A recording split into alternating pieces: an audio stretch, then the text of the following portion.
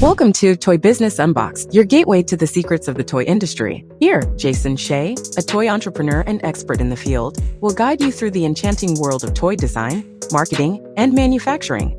Now let the unboxing begin. On today's podcast for Toys Business Unboxed, we have JP, a longtime veteran in the toy space with over 30 years of experience in toys and retail. And he started his career working with Legos and worked with various of sales role and become a senior national account manager working on Target and spend times at both Hasbro and multiple companies, and eventually moving to Leapfrog and running half of the national account business as a VP of sales, and also become partners with Dave and Applebee's and Millennium Sales, and he brought a lot of passions to develop new vendor businesses, and also have tons of experience working with different vendors in the toy space. And thank you so much for joining us today, JP. It's an honor to have you as a guest. Well, thank you. I appreciate that. Happy New Year to everybody. I'm hoping that 2024 for the toy industry is more prosperous than 2023. Yeah, 2023 is definitely kind of a rough year for a lot of us in the industry, and also looking forward to a better outlook. So I'm just going to start out today's podcast interview with, can you walk us through a little bit more about your Sure. journey in the toys industry, maybe starting off with your time at Legos Sure. up to your current role? Yeah, sure. So Lego, Lego likes to pronounce the Lego not with the S, because then you start to get into generics. But so I started with Lego in 1986, different business then in that retailers were decentralized. So they didn't have the luxury of the computer to be able to write orders. So you literally had a territory. My territory was Southern California. I went all the way up to Paso Robles and all the way to the Orange County border, Fresno, Bakersfield, that whole Central Valley area, and Las Vegas. So you were, going to individual Kmart stores, you were writing orders, you were writing orders for a section. And in those days, you might have had a section that was a 4-foot, 6-foot, 8-foot, 12-foot. You had the opportunity to write in caps at store level as well. And we had this little computer, a little handheld computer. It was sort of state of the art in its day. And we would do a yearly beginning inventory at each individual Kmart store. And we would take a consumption report every single time we were in there. And basically, the computer would show what we needed to reorder for that store at that given time. And then, the interesting thing with that is that we also, come Christmas time, or this would be like probably May of every year, we would start to write what we would call season's needs. And so you're writing Christmas orders that would ship, September, October, even as early as August, depending upon the volume of the store. So we were constantly in these individual Kmart stores. And when you're in there, your order's coming in. So we're responsible for merchandising it, getting it back on the shelf, building an end cap, re-merchandising an end cap. There might have been side caps that we might have been merchandising. We had counter display programs at the register that we would do as well. So there was a lot going on at an individual store. You were constantly touching product. You really got to know and see what worked and what didn't work. Price point, the type of product, whether, as we brought in buckets, storage, we brought in different themes. And when I was a Lego, we didn't have licenses. So we didn't have Star Wars or any of the Disney licenses, Harry Potter. This was all non-licensed product. Mm-hmm. And we truly had people tell us in those days, Lego doesn't sell. You would be at a Kmart store. We can't sell Lego. But as we started to develop the line, the product continued to build and continue to sell. As we started to incorporate storage and improve the themes, we started to really build the business. The other thing that Lego did really well, So Jim O'Connell was the VP. I felt like he was a sharp visionary. He really knew how to build a team, a lot of training. So we would go back and we would do, training seminars as a group. You would come in with a class of sales reps, and you would have training for a week time period, and then you'd have a trainer that was a national trainer come out and spend a couple of days with you as well, just to track your process or progress. So there was a lot of hands-on, and if you were willing to work hard, then there was opportunity. And so you started as a sales rep, and you moved from a sales rep to a territory rep and the territory manager. At a territory manager level, you started to take on more regional type accounts. So for instance, when I became a territory manager, I started to do Costco and Fred Meyer. And so I okay. had account experience there. And I also had some training experience. So as a younger sales rep was coming in the company, I then was doing some training with that sales rep and help groom them for their future within the company as well. So that was really my journey at Lego in terms of, getting my feet wet on a larger account was Costco and Fred Meyer, which were good platforms. And then I was promoted to call on Target. And Target was interesting because I was promoted in 1990. And I did the first year of Target from Los Angeles. But we were at Toy Fair in 1991. Target was 550 stores, really hadn't developed a base in California or Florida yet. East Coast was still, open for them. They were primarily Midwest stores. They did have some stores in California where they bought some FedMarts and Gemco stores. But, this was a point where they said, hey, we are going to grow. Lego's going to be a brand that we want to invest in. And we need the national account manager living in Minneapolis. So I moved to Minneapolis with my family in 1991. And, I invested in Target. They invested in me. There were two of us, Larry Hunter, who was the national account manager for Fisher Price. They put training, and we were in a training class with their business analysts. So we started to understand how Target forecast, how they plan, how they ladder, start to really learn the mindset of Target. They targetized us. And it was a win-win for Target, and it was a win-win for Lego. And, for me, I learned a lot. And, you were very proud to be a Target account manager, as were our guys that were a Walmart guy or a Toys R Us. They were all passionate about their accounts. One of the things that Lego was really good on was making everybody understand every single account, whether it was a Fred Meyer, a Target, a Walmart, a Toys R Us, each one of them have an individual business system. And each one of those business systems, they may have similarities, but they have differences. And that's what you really needed to understand were, what were those differences and how do you leverage those differences? And we did a very good job of that.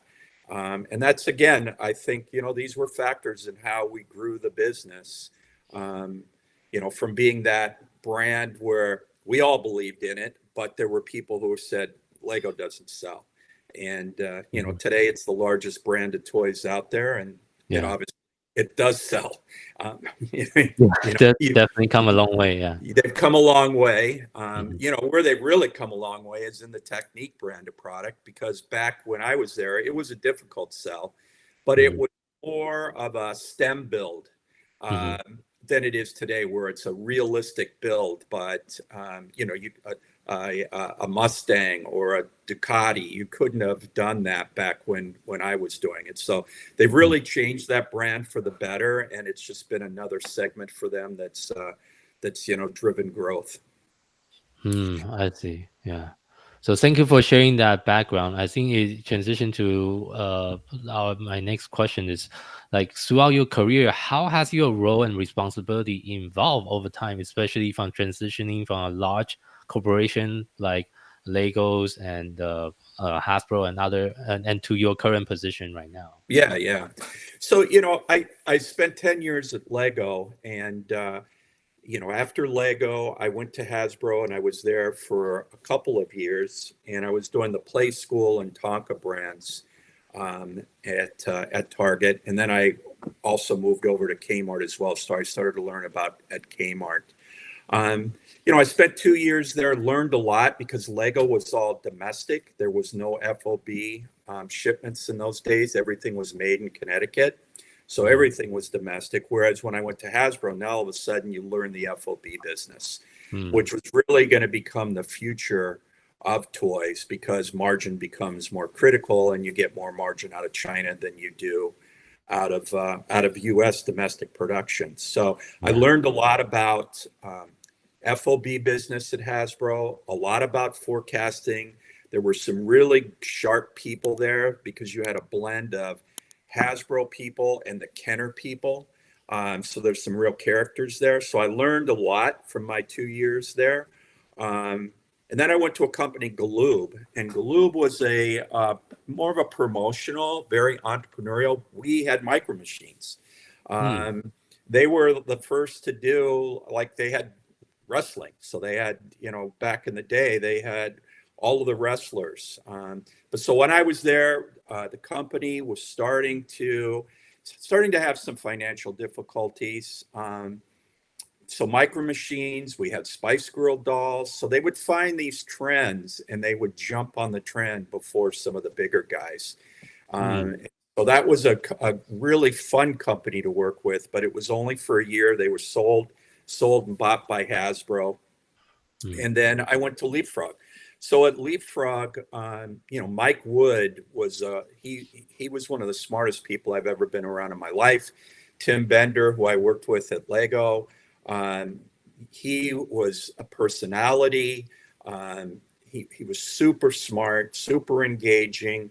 You could bring him into any situation and he could win the customer over, and really was great at helping fortify and develop the relationships at all of the big accounts with senior management.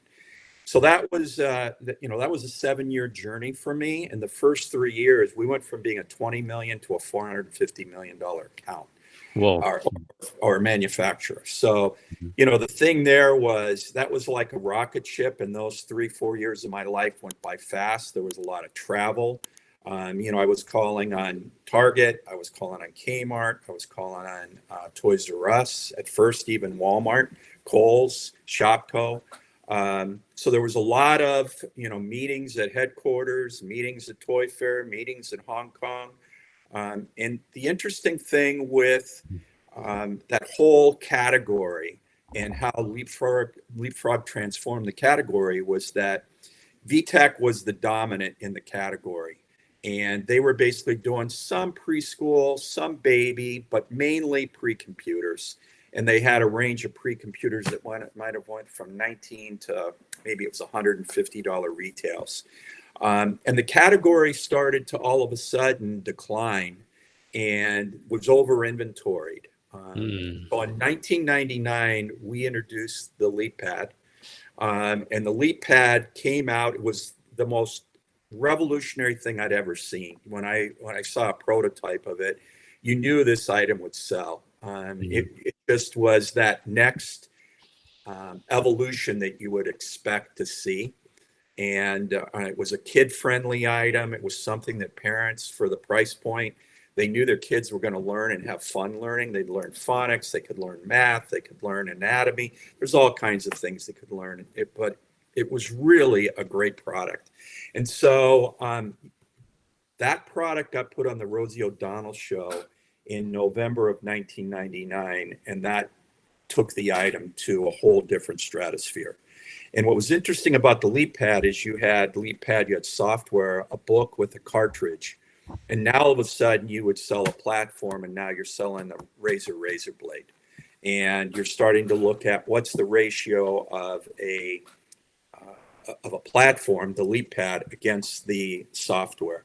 And so we started then to take away store space from VTech. And aside from the LeapPad and the software, we came out with the phonics bus, the writing desk, the numbers train, Alphabet Pal, we had a number of really good selling preschool items to complement leap pads. So now all of a sudden we've got, we've got 10 items out at retail, and those are 10 productive items.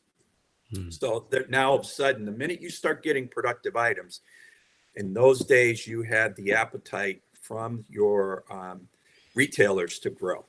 And so the buyers are looking for more from us. So then we started to develop more products, and those products all continued to be productive products. And we got to a point where, we had 100 feet of space at Toys R Us. We had, 12-foot sections at a Target, 16-foot sections at a Walmart. Plus, there's some stores that might have had 24 feet of space for Leapfrog as well. But at the end, there was a point where VTech had a SKU, and that was their V-Smile. And we were able to basically take space from them. And we became the dominant player in the category. So it was a great experience. It was fun. But at that point, after 8 years there, I decided that I wanted to be a little bit more entrepreneurial and start to get into working with smaller vendors, manufacturers, where I thought I could really take what I'd learned from Lego, Leapfrog, Hasbro, and help grow with these smaller manufacturers. And so I was lucky enough to have worked with Dave Appleby. He was a rep for us at Leapfrog, and I had an opportunity to buy into Millennium Sales, and I did that in 2005. And that first year I worked with him, I had Wild Planet as a customer and Step 2 as a customer. And it was an opportunity, Ohio Art as well, and to take those and now to start to bring some new businesses into my portfolio. And the next year I was able to bring Little Kids and Faber-Castell as well on board. So at that point, I knew that I had made the right choice, and I knew that it was going to be a good fit for me personally. And I really enjoyed working with the smaller companies and being able to work on, a strategy for a listing and, forecasting and looking for ways to grow businesses and mutually grow and grow profitably. And, it was enjoyable. It was fun. You got to work with people you really liked working with. And it's basically taken me to where I'm at today. And, today I continue to represent Faber-Castell and Little Kids. And I also have adapted into my portfolio where I'm doing some consulting as well. Yeah, that's definitely a long journey from working in a corporate job to kind of running your own show. That's definitely a very different dynamic. Yeah. And one of the things that I was able to do is when I was with Leapfrog, I brought Ann Pavlis over from Target, and she became like my right hand. She really helps in terms of, everything behind the scenes. And even, she's also in meetings right with me where we're working with planners and forecasting, and she's doing ladders and item setups and has a real good feel for the overall business. So she was very beneficial in the growth at Leapfrog and has been beneficial. Came with me in 2006 to Millennium, and continues to work by my side and continue to be a valued cohort in developing business. Yeah. Thank you. Yeah, I think it's very important to have definitely a very solid partner on your side. So my next question is, since you work with so many different like big retailer like Target, Costco, and all the different retailer that you just mentioned earlier, based on your experience, have you found that's most effective in building and maintaining a successful relationship with the major retailers? Yeah. So I think the first thing is, you have to build trust. The retailers need to trust you. So, forecasting is super important, and, you have to throw out a forecast that is a right forecast. You just can't throw numbers out there that are unattainable, because at some point over the course of time, if you say you're going to do 100 and you do 50, you're going to lose that trust. So there's that big factor there where, you've got to come in prepared. You have to, when I work with manufacturers, the key thing is that, know the space. If we're a brand new vendor and we're walking in, and you have no product on a Target shelf, you're not going to come in asking for 15 SKUs. That's not going to happen. Yeah. I mean, you're focused on getting your foot in the door with 1 to 3 SKUs possibly. So you're prepared with, what are my 3 best SKUs? What are the 3 that is going to be most productive? What are the 3 that have a point of difference from what's on the shelf today? Do they fit the right retail? Do they fit the right margins? And those are really important things. One time, a funny story is that I was representing a radio control company, and it was an old school sales manager, and his whole thing was, you have to show every product in your line. Well, we had no product at Target, so I walked in with a buyer that had a very good relationship. The guy was coming into Minneapolis. There was a snowstorm. He got stuck. I let her know. She just said, get there when you can get there. So we came downtown, and I came walking in with a hand truck, and I'm 6'2", and she barely could see me because I had all of these boxes stacked on the hand cart. She looked and said, JP, that's a lot of product right there. And so the lesson learned was, again, we were showing too many items. We needed to be more focused. We ended up not getting a product. She didn't purchase anything. We were closer to getting in, but again, we needed to be more laser focused than coming in with every SKU in the line. And the old school sales manager, his response was, the guy that was on the salt trail that was selling moccasins, the one time he forgot one pair of moccasins, that's what the consumer wanted to buy. So that's really old school thinking. You really need to be have an understanding of, again, what's the opportunity, and be focused on the number of SKUs you're presenting, and make sure you're ranking your SKUs, instead of just going in there and every SKU you have is a number 1 ranked SKU. That's not going to work. When I plan a meeting with a customer, what I like to do is, if they give me an hour, I like to say, we're going to present, maybe it's a company history. If we have current business, we're going to present a business review. We're going to get into, that, what do we want for the next season? And then I want to be able to have the last 15 minutes open, 10 minutes. I want to save for conversation, like feedback from the buyer, next steps. And I want to give the buyer back 5 minutes, because I think a buyer respects that when they know this vendor doesn't go over their time. Because if you go over their time, buyers' time throughout the course of the day, they don't have time to all of a sudden lose 5 minutes and 10 meetings a day. It's just, it doesn't work for them. And I think they appreciate a vendor that understands their time and gives time back. Yeah, so I have a kind of a follow-up question to that is, in my own line of work, since I also operate a small toy brand, and we also partner and represent a few other smaller toy brand, it feels sometimes to like a newer toy brand owner, it's kind of intimidating to kind of approach those big box retailers. Like, based on your experience, what are some piece of advice that you can give to the entrepreneur that is listening, that is developing their own like small toy brand, and try to, what are the things that they should even consider before they even try to either do that approach themselves, or maybe partner with someone like you that can represent them on their behalf to do that negotiation with a big box retailer? Yeah, I think that you really do.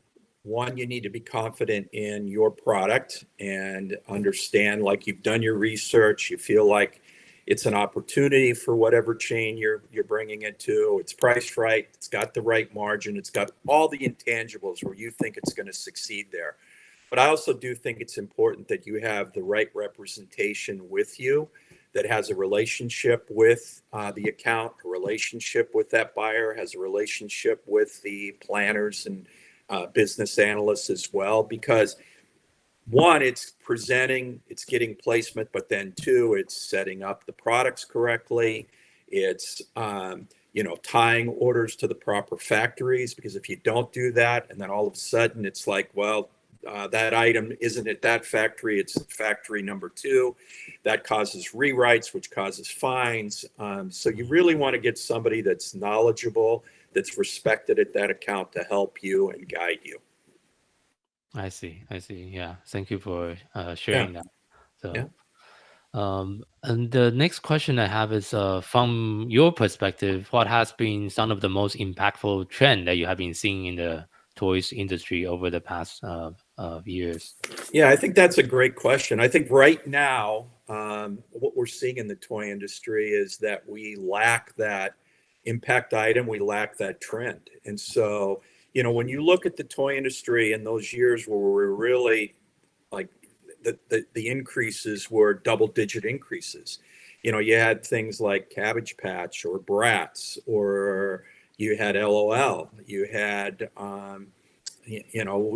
Leap Pad, Leapster. You had those items. I think that right now we're at a point, because of COVID, it really stifled the industry. And that COVID was good for the toy business. It was great for, Little Tyke Step 2, outdoor play, bubbles, all of that did really, really well. Arts and crafts did well. The emergence of slime, that happened during kind of right before COVID and flourished during COVID. But I think right now we're just at a point, because of that, innovation hasn't caught up.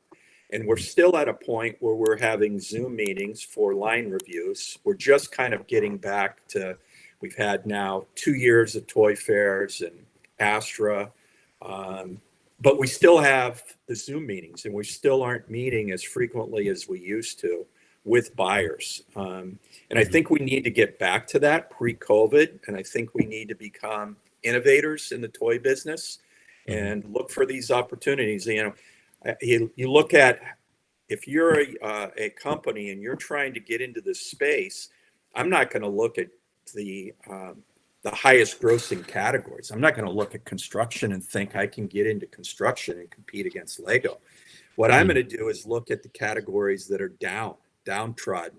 Where's there an opportunity within that downtrodden category? A couple of years ago, plush was a down category. There was no innovation in plush. And who comes in there? Squishmallows comes in there, and they create this collectible brand of plush, and they take it by storm, and they become one of the top items in the industry. Those are the types of things that we need to get back to where the industry needs to be. Hopefully, we start to see that in 2024. But we need product.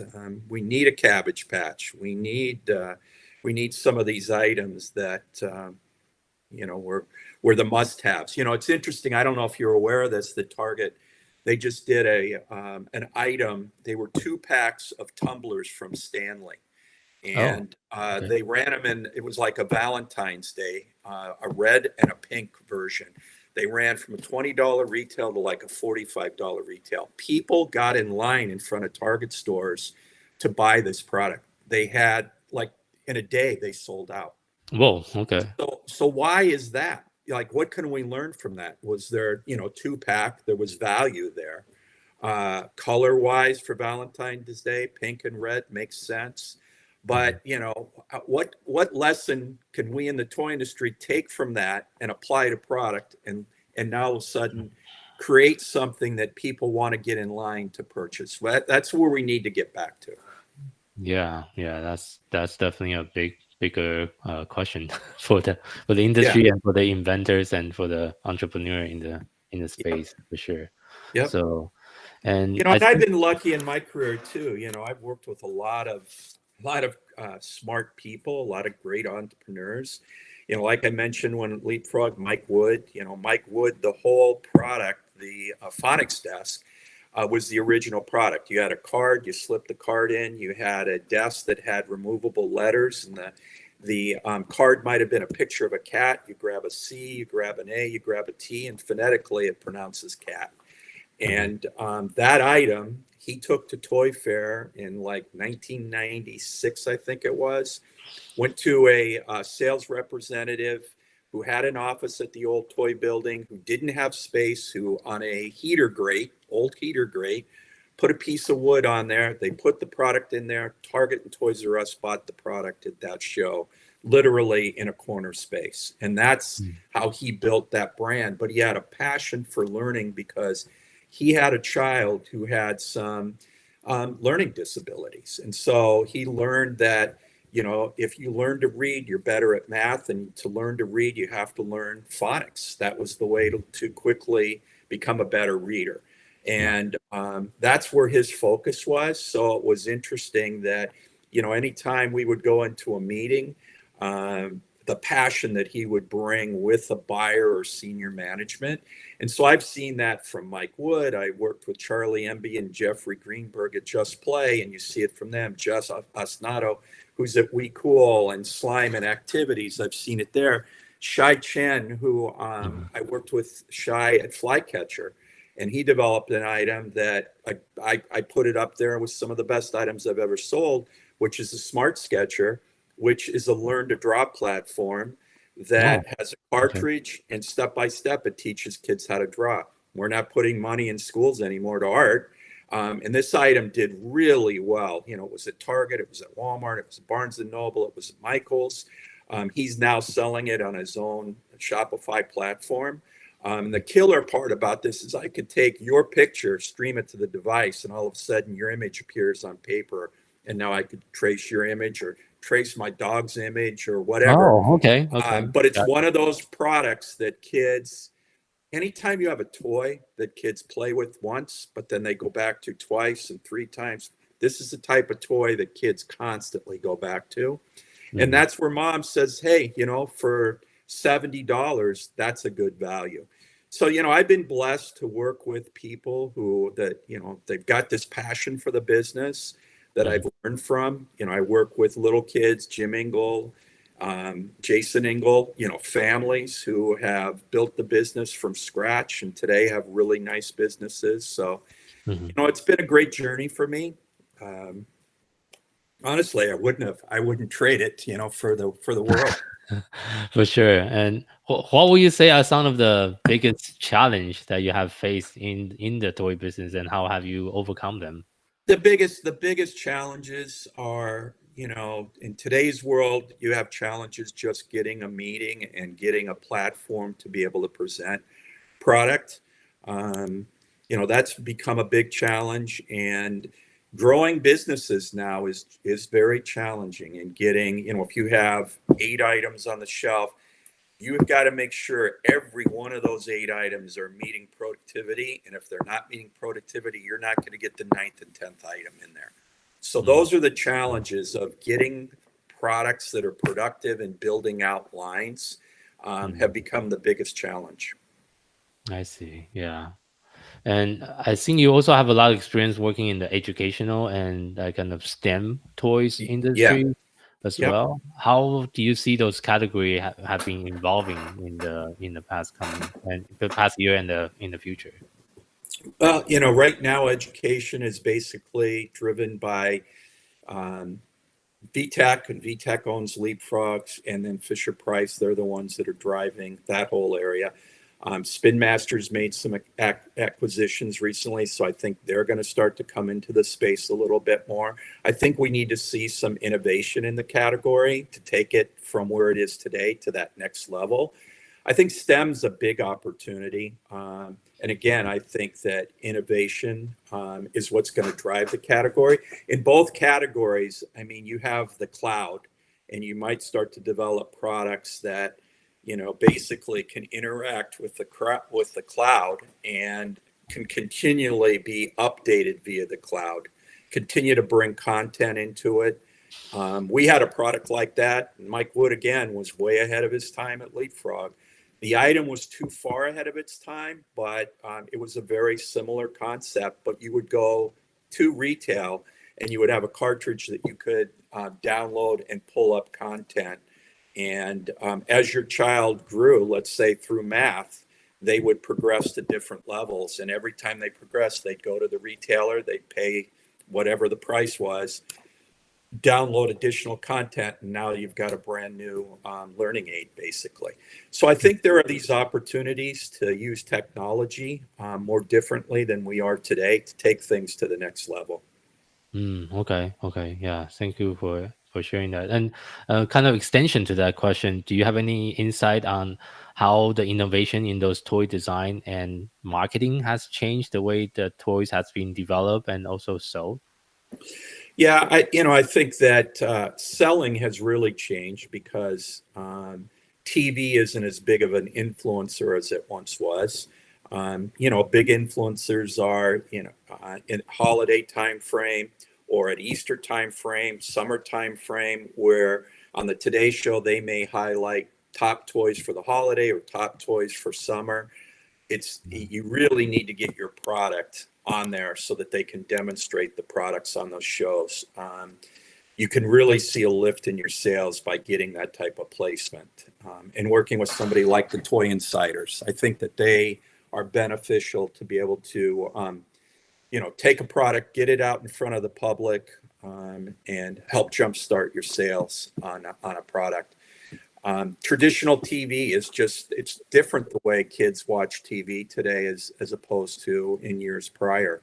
So you're not seeing as much of traditional TV. So I think, again, we have to figure out as an industry of how do we market and how do we drive and I think influence. for my kids, they don't watch TV anymore. They all watch YouTube. That's exactly right. They're watching YouTube, and kids are growing older faster. By 7 years old or even earlier, they're on tablets or phones, and they're not playing with toys like they once did. So, it's up to us as an industry to figure out how we can tap into. Again, it goes back to this whole thing of technology. How do we tap into technology to bring kids back into toys? We've got to create it. We've got to figure it out. Yeah, for sure. And as well, kind of toward the end of today's interview, and just want to kind of wrap up the interview with one of the final questions for a lot of our listener who could be toys entrepreneur, could be an inventor, or it could be someone that's just kind of starting out in the toy industry as a professional. What advice will you give someone that's just starting in the toy industry and looking to make a significant impact in either their career or their business? What are Yeah. some of the advice? Again, I think it's focus. I think it's understanding where the opportunities are at and really focus on that opportunity and figure out why what you're creating is different from what's out there, and clearly be able to communicate your point of difference. It's also understanding, like, there could be grassroots trends that are developing. Years ago when slime started to come back, what was happening? Kids were developing slime at home. They were making it in the kitchen, and they were using boron and borax, which is not real safe for kids.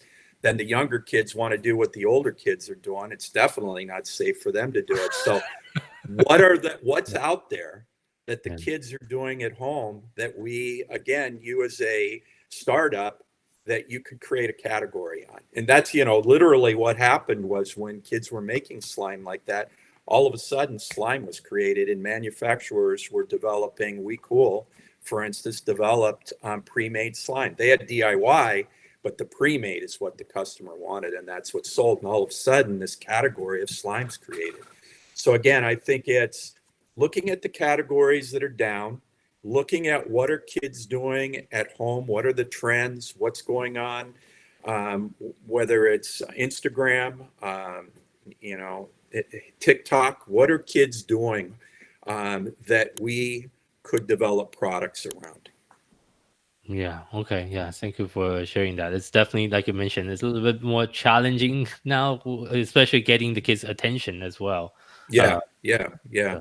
But again, I think if you do it and you grab hold of what they're looking for, I think that you'll see the sales results, and but then again, the challenge after that is it's very difficult being a small manufacturer now, getting the time with the buyers. That's why going to toy fair is important, and going to some of these shows become very, very important, and having good representation. I just, again, I can't stress that that's important as well, because a good rep, they're talking to buyers, and you may not have a meeting, but they're mentioning, hey, I've got this guy, he's an innovator, and I really think you should see him. And next thing you know, you get a meeting because of that. For sure, for sure. Yeah, thank you for sharing.